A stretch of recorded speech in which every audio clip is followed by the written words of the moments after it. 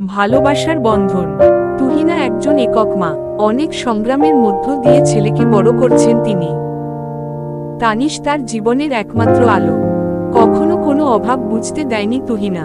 মাই তার বাবা, বন্ধু, শিক্ষক, সবকিছু। তানিশ খুবই বুদ্ধিমান ও শান্ত স্বভাবের ছেলে। প্রতিদিন সকালে উঠে সে আগে মাকে জড়িয়ে ধরে।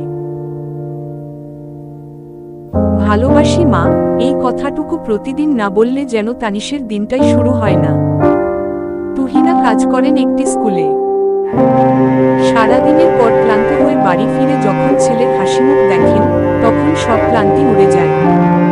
রাতে খাওয়া শেষে মা ছেলে মিলে গল্প করে, বই পড়ে।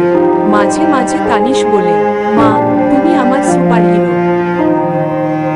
তুহিনার চোখে জল আসে, কিন্তু সেই জল আনন্দের।